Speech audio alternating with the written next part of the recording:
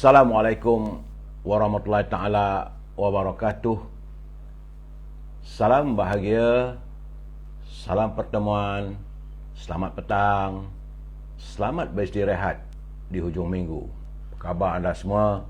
Doa saya agar anda sentiasa sihat walafiat. Hari ini nampak gayanya cuaca masih lagi dalam keadaan kedinginan. Ya, saudara Ramzul Ram, apa khabar saudara? Cuaca hari Minggu, tapi bahang panas ada. Saudara Alan Haji Din, apa khabar Alan? Lama tak dengar cerita, telefon lah. Saudara Abdul Samad, saudara Raja Shah Daniel, apa khabar saudara? Saudara Eddie, saudara Ben, apa khabar Ben? Saudara Amy Salmon, saudara Azlin Abdullah, Ramzul Ram, Cik CTP. Begitu juga dengan Adam Jebat. Bagaimana? Demam dah baik ke? Dah sihat ke Adam? Mudah-mudahan saudara Hasan Al-Basri, semoga Adam Jebat sihat walafiat kembali. Ya, saudara Syah Daniel, apa khabar aku? Khabar tak apa sihat sikit. Kenapa tu Raja Syah? Banyakkan minum air kelapa dah nampak gayanya. Saudara Mat Kadir, saudara Ghazali Kadir, saudara Maksu BM. Itu juga ini Mbah Belangkon katanya daripada Johor mendung. Hujan, ada guruh pula. Aduhai. Saudara Abdul Hamid, salam dari Kuantan. Cuaca panas di Kuantan. Ya saudara. Rohania Abdullah. Alhamdulillah saudara Adam Jebat dah boleh kerja. Alhamdulillah. Itulah keadaan kehidupan kita saudara Adam. Saudara Abdul Rahman Abdullah daripada Johor Bahru, sama Arifin. Di mana tu saudara Salam Madani, kata M.A. Arifin, di sini gelap buminya. Saudara Abu Samah, saudara Napi, dari Bota Kiri, panas. Ahi Napi, saudara. Itu juga Madam K, saudara Anan Mat, saudara Rosli, saudara Tuan Haji Azhar Abdul Manaf. Waalaikumsalam saudara. Semalam ada live tapi lewat sedikit Tuan Haji. Semalam live-nya pun pendek, tak panjang sebab semalam musim sekarang ni musim mesyuarat cawangan-cawangan.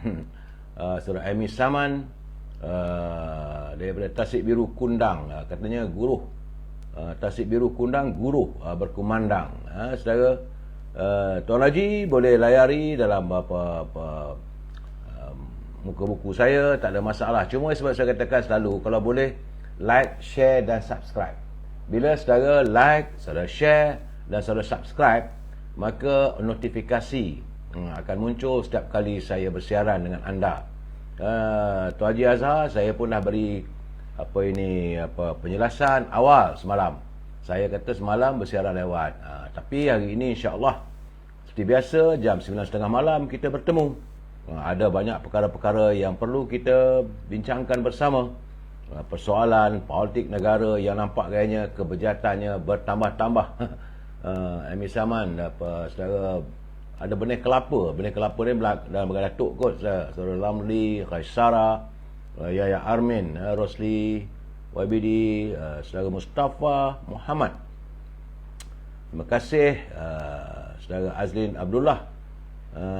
Jangan nyanyi nanti hujan lebat.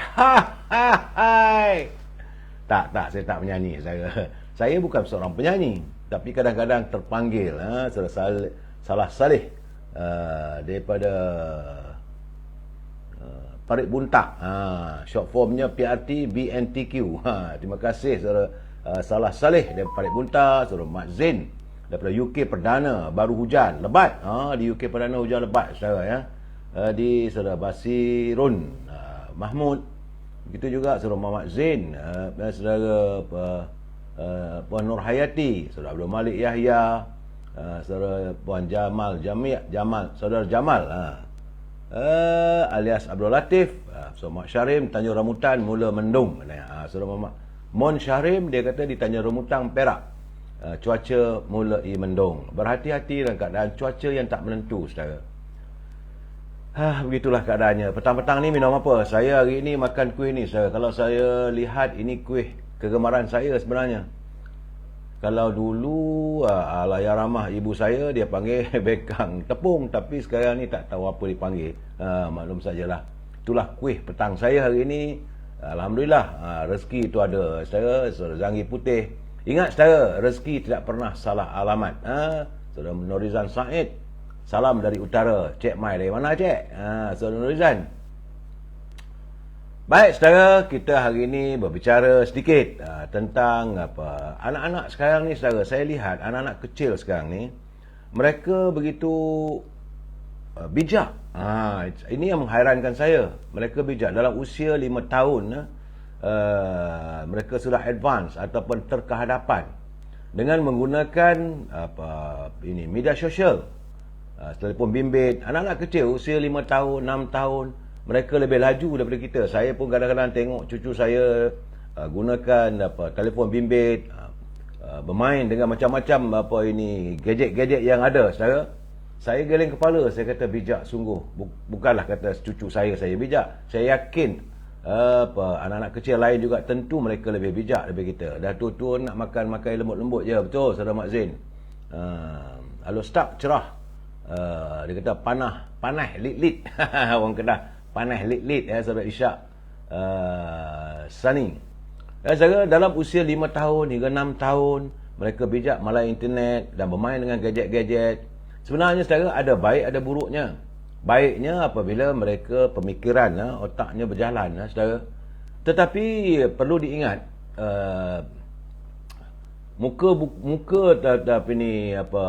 pepapan telefon bimbit ni sebenarnya ada dia punya sinar. Sinar itu kalau berterusan lama sangat ditenung dan sebagainya, ia boleh merosakkan penglihatan. Dia panggil sinar apa tak tahulah saudara. Sekarang ni maklum sajalah zaman sains teknologi, Blu-ray dan sebagainya. Jadi kalau itu, ia boleh mengganggu penglihatan anak-anak kecil kita di masa akan datang. Jika mereka membesar, terpaksa gunakan kanta dan sebagainya. Kekhawatiran saya kalau ini boleh mengganggu penglihatan mereka. Dan begitu juga pengisian yang ada dalam internet ni. Pengisian dalam internet ni saudara, kadang-kadang maklum sajalah dunia tanpa sepadan. Anak-anak kecil kita terdedah dengan pelbagai gambar, video yang ada kalanya lucah. Ini tak ada sensor, tidak ada tapisan, saudara. Jadi sebab itu ibu bapa harus mengawal anak cucu mereka daripada menggunakan aplikasi-aplikasi yang terdapat dalam telefon bimbit ataupun media sosial. Kerana hari ini saudara kena ingat saudara, evolusi dalam dunia tanpa sepadan berjalan begitu pantas sekali saudara. Berbeza dengan zaman kita dulu saudara. Dulu waktu saya masa kecil lagi, kita hanya menggunakan telefon yang terdapat. Kalau di kampung saya tu ada satu pondok telefon. Selalunya pondok telefon tu sekejap boleh digunakan, sekejap tak boleh digunakan. Dan nombornya pun dulu, nombor-nombor telefon ni mudah, 3 angka je saudara. 172 ataupun 346. Nombornya retinya tidak ramai subscriber ataupun tidak ramai pelayan-pelayan ataupun pelanggan-pelanggan telekomunikasi yang ada telefon di rumah. Sekarang ni di mana-mana pun. Jadi saudara dulu kalau ada berita-berita yang tergempar, macam berita-berita kematian misalnya, apakah saudara lupa? Selalunya orang tua-tua cakap, kamu dah pukul telefon. Orang Perak kata begitulah. Dia tidak mengatakan membuat panggilan telefon pada saudara mara. Kalau berlaku kematian sebagainya, mereka tak kata sila hubungi melalui telefon. Tak. Ayatnya paling mudah. Dah pukul telefon. Pukul telefon tu maksudnya memanggil melalui telefon, saudara. Dan kalau tidak dapat dihubungi melalui telefon kerana kawasan tempat tinggal saudara mara tu tidak ada mempunyai alat telefon sama di rumah ataupun telefon awam, maka digunakan sistemnya iaitu seperti perkhidmatan Telegram. Telegram ni cuma boleh digunakan, iaitu ada di bukan Telegram yang media sosial sekarang saya. Telegram betul saudara. Satu dia polis melalui, kalau ada balai polis lah, tapi kalau setakat pondok polis tak boleh nak buat. Dia mesti pergi ke balai polis ataupun di pejabat pos. Ada bayaran yang dikenakan. Selalunya satu patah perkataan itu rasa tak silap saya dulu 10 sen. Itu dia kena panggil pukul telefon, pukul telegram saudara. Begitu juga bagi saya sebagai warga jurnalis. Selalunya kita sebagai wartawan ni, bila kita berkhidmat atau bertugas di luar daerah, ataupun di luar negeri, selalunya kita menghantar berita-berita ke ibu pejabat dengan menggunakan perkhidmatan teleprinter. Begitulah keadaan dulu, saudara. Bukan senang telekomunikasi, hubungan awam sukar. Berbeza dengan hari ini, saudara. Dari teleprinter, saudara, kalau saudara pergi ke pejabat surat khabar, selalunya ada tu bilik khas. Bilik teleprinter tu ada dalam 7-8 lah. Kawan-kawan mengantar. Kalau tengok filem James Bond pun ada, saudara. Dan teleprinter ini hanya boleh dibaca melalui digunakan satu lagi mesin, barulah keluar apa yang dihantar. Ingat saudara, dulu macam tengok mana filem combat apa semua dulu, saudara, dihantar melalui itulah jadi kod Morse, kata Raja Syahdana. Betul. Ada kod-kod tertentunya, perlu dipecahkan melalui mesin yang ada di pejabat-pejabat apa ini, kedutaan, pejabat surat khabar. Jadi kita menghantar berita-berita kalau di luar negeri itu melalui teleprinter. Kemudian evolusi berterusan, saudara. Zaman sekarang terlalu cepat berlalu. Kemudian apa, daripada teleprinter berubah kepada mesin komputer. Ada komputer yang dulu laptop, bukan laptop sekarang ni, so desktop tu, talian tu disambungkan cuma satu atau dua komputer saja boleh menggunakan aplikasi disambung pada telefon. Line-line telefon yang bukan macam sekarang ni melalui siar raya, ia mesti ada kabelnya, saudara. Usai teleprinter dan komputer, dalam evolusi dunia tanpa sepadan, kita mulalah menggunakan telefon bimbit. Jangan lupa, saudara, ini sejarah. Mungkin adik-adik, anak-anak yang sekarang melayari pelbagai channel ini, ada yang dapat melihat ataupun tidak. Mula-mula dulu kita menggunakan telefon bimbit yang besar, macam beg, saudara. Besar, dibawalah ke sana sini. Berat, kerana dalam telefon itu menggunakan bateri yang besar. Waktu itu yang popularnya dipanggil Dan Call. Kalau saudara ingat, telefon bimbit Dan Call. Nak ke mana-mana pun bawa, letak dalam kereta. Ada juga yang menggunakan kereta, dari dalam kereta boleh bawa panggilan. Macam dia punya ganggang telefon tu masih lagi menggunakan ganggang telefon biasa. Kemudian daripada telefon dalam beg itu digunakan lagi, dimodernkan. Itu telefon yang tidak lagi menggunakan talian, saudara, tidak ada ganggangnya, saudara. Terus telefon bimbit yang besar tu. Dulu kita kata kalau telefon jenis itu bawa besar bercakap tu, saudara, baling pada anjing pun pengsan anjing tu, punya besarnya dulu, saudara. Usai dia evolusinya berjalan. Usai telefon bimbit yang besar, dia mula melalui telefon bimbit yang sebesar tapak tangan. Waktu itu, saudara, siapa yang mempunyai telefon jenis telefon bimbit ataupun handphone, dia kata, masa itu adalah gaya hidup mewah. Saudara Raja Shah, saya tak sempat nak guna telefon bimbit botol air. Tapi telefon bimbit macam itulah. Sebenarnya itu telefon bimbit yang besar, kalau tak silap saya lah. Dia ada nombor-nombor apa semua tu besar. Setinggi ni, saudara, besar. Kemudian dia evolusinya pada telefon bimbit yang mudah alih, macam ni lah, saudara. Macam ni. Kalau telefon bimbit jenis ini, dulu gaya hidup orang kata orang kayangan, orang ada-ada. Style, saudara. Kalau kita pakai telefon bimbit itu tu bergaya sangatlah waktu itu. Tapi sekarang semua itu dah tidak dianggap sebagai kemewahan, tetapi sebagai keperluan. Ini saudara kena ingat, saudara. Kita telah pun memasuki era dari telefon bimbit itulah kita memasuki era dunia tanpa sepadan. Dari data-data tidak lagi dihantar melalui teleprinter ataupun komputer. Sebaliknya semua ada dalam telefon bimbit kita. Begitulah, saudara, cepatnya masa serta teknologi merubah gaya hidup warga dunia. Hari ini berjudi pun boleh dalam telefon. Itulah keadaannya. Dan nak dikawal pun susah, saudara. Sebab itu ini pejabat polis di Bukit Aman terpaksa masang peranti-peranti yang agak mahal untuk menjejak para pelayar yang berjudi melalui telefon bimbit, saudara. Soalnya sekarang ni, bila kita menghadapi suasana begini, apakah satu masa nanti sistem hubung siar raya kita ni akan berubah lagi apabila adanya sistem yang jauh lebih canggih seperti 5G dan sebagainya. Kalau saudara lihat dalam media sosial, ada pula boleh gunakan, tak perlu lagi guna ini telefon bimbit ni, letak atas tangan aja dah dapat gadget tu. Itu pun ada juga.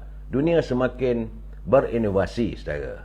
Dan begitu juga dalam dunia hiburan.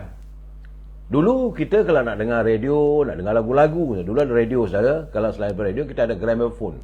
Yang macam saya cerita semalam tu, corong. Putar, mainkan lagu melalui piring hitam. Kemudian tak pakai lagi dah yang pusing-pusing begitu, kita gunakan macam radio biasa. Selepas itu, dia melalui evolusinya, iaitu cartridge besar. Cartridge ni selalu dalam kereta lah. Ada juga peti-peti suara yang menggunakan cartridge. Jadi evolusi berjalan lagi menggunakan kaset. Kaset ni agak canggih lagi lah, saudara. Boleh main dalam kereta, sambil bawa kereta jauh berjalan. Kita dalam perjalanan ni memandu malam-malam, boleh dengar lagu-lagu melalui kaset. Kemudian datang lagi evolusinya, saudara. Hari ini warga kita tak perlu lagi. Tak perlu beli piring hitam, tak perlu beli cartridge, tak perlu lagi beli kaset. Ini semua dah dianggap sebagai out of date. Sebab segala-galanya dah ada dalam aplikasinya dalam telefon bimbit kita. Dan lebih hebat lagi, saudara, kalau sesiapa nak menyanyi ke, nak jadi penyanyi lah, saudara, melalaklah sampai pagi, saudara, tekan aplikasi karaoke, masuk bilik, menyanyilah lagu-lagu kegemaran anda, seolah anda tu penyanyi superstar dan sebagainya. Sebab suara pun boleh diperbaiki, sama ada tonasinya tinggi ataupun rendah, ataupun nak yang kasar, nak yang halus, semua boleh direkanya aplikasinya menggunakan telefon bimbit, saudara. Nak jadi penyanyi, menyanyilah, melalaklah sampai pagi. Jadi hari ini begitu juga kalau nak tengok filem. Tak adalah perlu warga beratur panjang beli tiket, pergi ke panggung wayang. Saudara, masuk bilik, sambungkan kita punya aplikasi telefon pada skrin, boleh tonton filem sampai pagi. Lepas satu filem.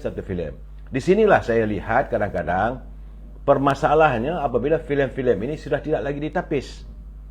Lembaga penakis filem juga sudah tak ada kerja. Ataupun finas. Sebab nak tapis macam mana, semuanya masuk melalui telefon bimbit. Ini agak bahaya je. Kadang-kadang, saudara, teknologi itu ada yang baik, ada yang tidak baik, ada yang buruk. Saudara Jimmy Tan, nombor 1, just got the number 1 gifter. Terima kasih Cekodok, terima kasih saudara Mai Samsudin, saudara Mahmud Bakar, Rosyah Jun, saudara saudara Muhammad Sepri Zainuddin, selamat petang, saudara. Saudara Amir Yusof, Tai Kotai. Tang mana saudara saya pun tak tahu. Cik Pah Makno, lama-lama aplikasi pun tanpa wayar. Mungkinlah saudara Johari Gabriel, besar kemungkinan aplikasi sekarang ni pun kita sumber tenaga elektriknya sudah mula menggunakan sistem suria, iaitu kita panggil solar. Jadi betul, akan datang tak adalah pergi wayar-wayar telefon yang berserabut ataupun wayar-wayar elektrik berserabut. Sebab letak kat rumah, pasang saja sistem solar. Dah ada bekalan kuasa elektrik. Itu benar, saya setuju dengan saudara. Ya, saudara Johari Gabriel. Saudara Eddie Low, petang kena kuih cakui. Macam 5G rasanya. Kuih cakui macam mana sedap macam 5G, saudara. Saudara Abdul Mokhtar, lepas kaset jadi CD. CD, lepas CD masuklah dalam aplikasi. Begitulah evolusinya tentang dunia teknologi yang semakin maju, saudara. Tengok TV pun sekarang ni dah kurang. Sebab kita dah dapat berita ni direct. Sebab ramai wartawan filem-filem tanpa tapisan. Apa saja filem, sama ada filem daripada barat, daripada negara luar lah, saudara. Jadi dalam keadaan begini, bahayanya kalau tidak ditapis, yang agak porno, filem-filem lucah ni juga masuk ke rumah kita. Dan jika anak-anak menonton, ini bahayanya. Dan sepatutnya dicarilah upaya bagaimana kita nak mengekang masalah ni. Saudara Raja Shah dia kata ada lagi lesen satelit besar. Itu saya tak tahu apakah ada, tak ada lagi. Tapi rasanya tak ada dah, sebab dunia tanpa sepadan sekarang ni, pemilik telefon ataupun pemilik sistem itu, mereka mempunyai gelombang sendiri. Dan sekarang ni pun dengan menggunakan satelit, segala-gala lebih mudah. Jadi lesen satelit besar ni rasanya dah tak ada dah rasanya. Dulu ada. Dulu-dulu kalau saudara pergi ke Johor misalnya, sebab orang Johor dia nak menonton filem-filem ataupun TV daripada Singapura, dia pasang dia punya berbola dia tu besar tu tak kat rumah, maka dapatlah saluran, menangkap saluran daripada Singapura dan juga dari negara Indonesia. Teman-teman kita yang tinggal di Pulau Pinang, yang tinggal di utara macam di Perlis, di Kedah, atau sebahagian daripada utara Perak, mereka memasang bola besar untuk mendapat siaran daripada Thailand. Jadi itu dia punya evolusinya saudara. Dan hari ini segala-galanya terus tekan. Tak ada masalah, boleh dapat CNN ke, nak dapat Washington Post ke, apa-apa saja. Cuma yang saya katakan sekarang ni, tak ada saringan ataupun tak ada kawalan. Ini juga agak berbahaya. Kerana sekarang ni pun saudara, siapa saja dah boleh jadi wartawan saudara. Siapa saja boleh jadi wartawan, melaporkan kejadian, sama ada tanah runtuh, sama ada kemalangan jalan raya, kebakaran, banjir. Warga sudah mendapat laporan. Jadi akhirnya wartawan-wartawan yang berkhidmat ni semua kadang-kadang dilihat out of date kalau mereka lambat. Cuma satu benda saja yang saya lihat agak mengganggu pemikiran saya sebagai bekas warga jurnalis. Kita dulu ada etika, saudara. Etika kewartawanan, kalau berlaku kemalangan contohnya saudara, ada yang jatuh bangunan ataupun kemalangan jalan raya ataupun kebakaran, gambar-gambar yang mengerikan, sama ada tangan terputus ke, kaki terputus, mangsa terterap kat bawah daripada jatuh bangunan 20 tingkat, 30 tingkat dengan berlumuran darah, itu dulu kita tak boleh siarkan. Kerana ini mengganggu psikologi manusia yang melihat. Tambah-tambah lagi bagi keluarga si mangsa, kalau berlaku pembunuhan saudara, kaki hilang sebelah, gambar tu diambil dan dipost dalam video ataupun dalam media sosial ini, orang semua dapat tonton. Jadi inilah bagi keluarga mangsa agak tentulah tak seronok melihat bagaimana keluarga mereka yang terinaya begitu. Jadi kita dulu mempunyai etika. Sekarang ni wartawan sepanjang masa ni tak ada etika. Dia siar saja. Kalau tengok kereta terbalik, saya lihatlah, saya tonton bagaimana ada laporan kemalangan yang terbaru ini di dekat dengan Gombak saudara, dekat highway tu, yang mayat-mayat, yang terkangkang, yang putus kaki dan sebagainya dilaporkan begitu. Saya rasa ini perlu ada sensor peribadi sendiri. Kena rasa pada diri sendiri, supaya kita tidaklah melaporkan benda-benda yang agak mengerikan dan meninggal kesan psikologi. Pertama pada keluarga si mangsa, yang kedua pada warga biasa. Kadang-kadang kita tengok gambar orang tak bertangan sebelah, jadi malam nak tidur terbayang-bayang. Sebab itu kita dulu dalam dunia kewartawanan, kita dididik untuk tidak menyiarkan gambar-gambar sedemikian. Gambar-gambar itu dulu adalah dalam surat khabar Cina, surat khabar China Press ke, Sinchu, mereka boleh bebas mengeluarkan. Tapi kita akhbar-akhbar Melayu dan bahasa Inggeris, kita ada etikanya. Kita tak akan menyiarkan gambar-gambar begitu. Tapi sekarang ni segala-galanya, sebab ramai orang nak jadi wartawan bebas. Baik, tapi ada buruknya juga saudara. Begitu juga kalau kita lihat sekarang ni ceramah-ceramah agama. Saudara, dulu-dulu seingat saya dalam waktu masa saya kecil ataupun saya meningkat dewasa, di guru agama ni akan datang ke surau-surau. Di setiap masjid tu ataupun masjid ada surau. Dalam surau itulah guru agama ni akan memberi ceramah, memberi syarahan atau mengajar. Selalunya orang kampung kata, "Kau mana belajar mengaji?" Mengaji itu bukan mengaji Quran saja saya. Dan digantung tirai, maka guru agama tu, ustaz dan sebagainya, yang didatangkan mungkin seminggu 2 kali. Jadi suri rumah, kebanyakan yang datang suri rumah. Orang lelaki sibuk cari kerja, orang lelaki yang jadi nelayan sibuk jadi nelayan, kalau kerja buruh jadi buruh. Jadi yang ada waktu terluang adalah suri rumah. Jadi suri rumah ni akan berhimpun di surau. Tapi dia tidak dapat bertentang mata dengan ustaz yang memberi ceramah. Dia ada kain langsi ataupun ada kain pemidang yang tidak boleh bertentang mata. Dulu saudara. Jadi tak kenal ustaz pun, cuma dengar suara je. Apa duk ingat kita ni Islam ni begini. Dia mengajar setiap minggu. Tapi hari ini saudara dah lain. Sebab lepas daripada musim dia, evolusi ceramah-ceramah agama pun ada pula dia punya evolusinya, daripada ceramah di sebalik tirai kepada ceramah terbuka, kemudian ceramah perdana saudara. Yang datang ramai 10,000, 15,000 orang, penuh padang dan sebagainya. Dan sekarang ni saya lihat ceramah-ceramah begitu juga sudah mula malap, kerana sudah banyaknya ceramah-ceramah yang diberi melalui media sosial. Ya Tuhan, punyalah ramainya kita tak tahu apakah orang itu benar-benar mempunyai tauliah, benar-benar mempunyai ilmu dalam soal agama ni. Jadilah sekarang ni ceramah macam-macam. Macam-macam ceramah kita dengar. Adalah macam penceramah yang dulu yang telah meninggal dunia pun ada juga, macam Kiai Haji Zainuddin. Okeylah juga saudara. Banyaklah yang menamakan dirinya sebagai Kiai itu, Kiai ini. Datang ada yang daripada Indonesia, ada yang datang daripada tanah Arab tapi boleh berbahasa Melayu, ada datang daripada Kelantan, ada datang daripada Kedah, ada datang daripada Terengganu, dari Kota Raya Kuala Lumpur pun ada. Ceramahnya memang ramai saudara. Persoalannya bagaimana pentauliahan mereka ini. Ini pun harus dilihat. Saudara minta, dia tanya saya minum apa petang ni. Petang ni saya makan kuih itulah, kuih bengkang saya kata.